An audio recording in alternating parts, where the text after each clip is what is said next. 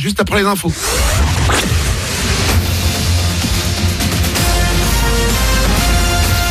Toute l'actu sur Monaco Menton avec Frédéric Plat. Bonjour, de la pluie pour commencer la journée sur Monaco et les Alpes-Maritimes. Ça devrait aller mieux cet après-midi, même si le ciel restera le plus souvent bien chargé. 22 degrés vont s'afficher au plus fort. Actuellement, on a 17 à Menton et Monaco. Le week-end sera lui normalement bien ensoleillé. C'était la météo sur Énergie avec La Trégo. Votre restaurant les pieds dans l'eau. Port de Plaisance, Cap d'Aille. 46 millions de Français désormais soumis au couvre-feu. Hier, le gouvernement a serré la vis face à la Covid. Dès minuit ce soir, la mesure va concerner 54 départements et plus seulement les 8 métropoles déjà obligées de baisser le rideau entre 21h et 6h du matin. Dans la région sud, il n'y a que les Alpes d'Haute-Provence qui y échappent, mais aussi pour l'instant l'État monégasque. Le prince Albert II doit s'exprimer ce soir à 19h, mais a priori, il n'est pas question que la principauté suive le mouvement français cette fois, même si des mesures plus strictes devraient être annoncées. Sur le territoire français, justement, la situation est donc grave, selon le Premier ministre. Les derniers chiffres le confirment. 41 000 nouveaux cas ont été enregistrés en 24 heures. C'est du jamais vu. Jean Castex prévient aussi que le mois de novembre sera difficile. Des mesures encore plus strictes et même de reconfinement localisé sont envisageables si l'épidémie s'emballe. Retour dans les Alpes-Maritimes avec l'EHPAD de Gorbio. Dans cet établissement qui compte 113 pensionnaires, il y aurait une cinquantaine de cas de coronavirus, pour la grande majorité asymptomatiques. Malgré des mesures sanitaires prises cet été, le virus est entré et comme il y a beaucoup de chambres à 2 lits, il s'est propagé.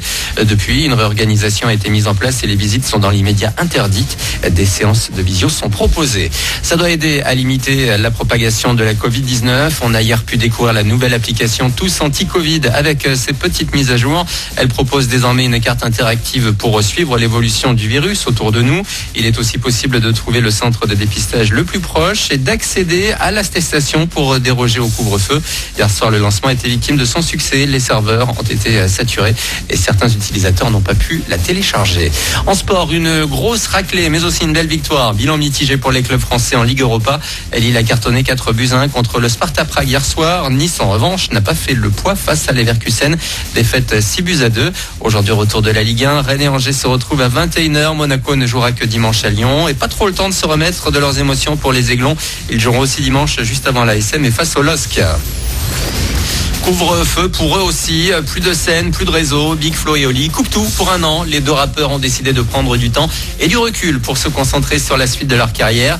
Il n'y a pas qu'un futur album en jeu. Les Toulousains ont plein de projets sur le feu, notamment leur label Bonne Étoile. Faudrait que j'arrête.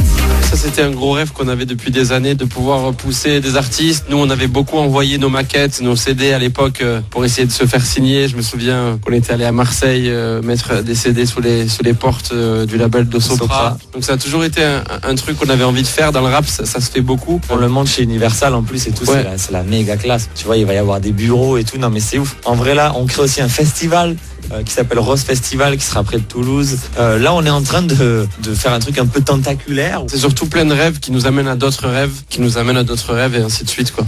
Une interview de Sonia de la Forterie. Big Flo et Oli à retrouver sur Presque Trop, leur documentaire Netflix. À découvrir aussi sur la plateforme depuis quelques jours, un film en partie tourné à Monaco et sur la Côte d'Azur. C'est Rebecca, un thriller qui commence un peu comme une romance à l'eau de rose et qui va tout doucement virer au drame avec Christine Scott Thomas, Diabolique. C'est une production qui avait déjà été portée à l'écran par Alfred Hitchcock et il avait lui à l'époque décroché l'Oscar du meilleur film.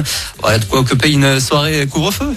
Pour terminer, un nouveau manga au succès quasi assuré. Le 2e tome de Blitz a été présenté hier au Casino de Monaco. Un lieu pas choisi au hasard, puisqu'il apparaît dans l'ouvrage qui traite des échecs. La saga devrait se poursuivre à un rythme de 3 épisodes par an et même partir à la conquête du marché japonais et américain. Voilà pour vos infos. 8h04, c'est Manu dans le 6-10 sur Énergie. Bonne matinée.